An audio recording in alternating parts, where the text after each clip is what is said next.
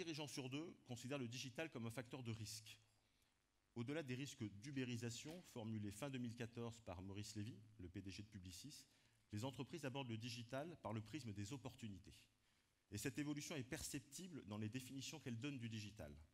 17% le qualifient de stratégique, un quart parle de rupture de business model, c'est 2 fois plus que l'an dernier, et 1 sur 5 de relais de croissance de l'activité. Les entreprises intègrent également l'innovation comme vecteur de développement digital. 95% la considèrent comme importante pour leur pérennité et leur croissance.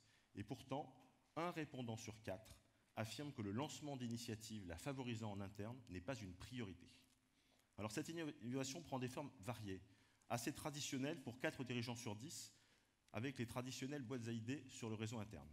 Et puis plus en rupture, pour 4 sur 10 également, avec la création d'Innovation Labs, l'incubation de start-up ou le co-investissement sous forme de joint venture.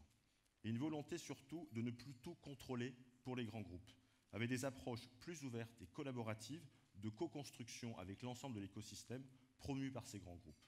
Au plan des investissements sur les technologies de nouvelle génération, les projets Big ou Smart Data sont cités dans plus de 80% des cas. L'Internet des objets dans près de 50%.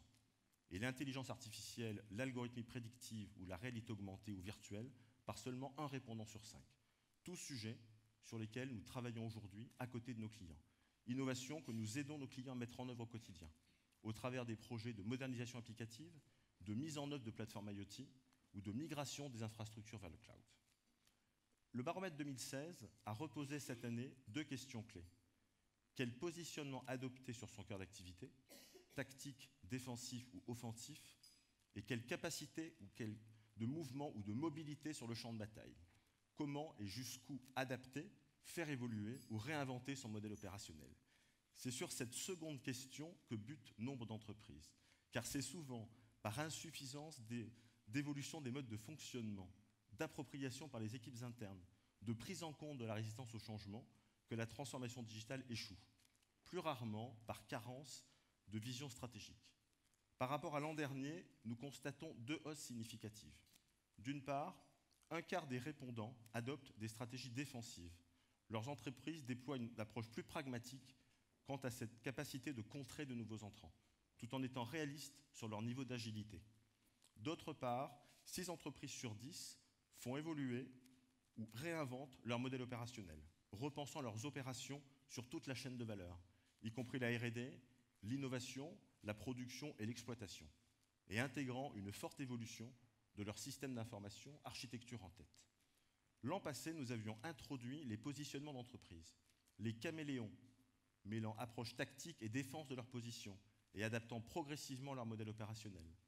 Les early adapters, partis plus tôt sur le digital, avec des stratégies souvent plus offensives, tout en conservant un modèle opérationnel proche de leur existant. À l'opposé, les traditional disruptors, en réinvention complète au plan opérationnel, mais avec un cœur d'activité relativement inchangé. Et enfin, les digital intruders, non seulement très offensives au plan de leur stratégie digitale, mais également en complète réinvention de leur modèle opérationnel. En 2016, nous retrouvons, comme l'an dernier, un tiers de caméléons. Les traditional disruptors progressent de 5 points à 31%, et les digital intruders de 3 points à 25%, avec naturellement de moins en moins d'early adapters qui ne représentent qu'une entreprise sur 10, soit 9 points de moins que l'an dernier.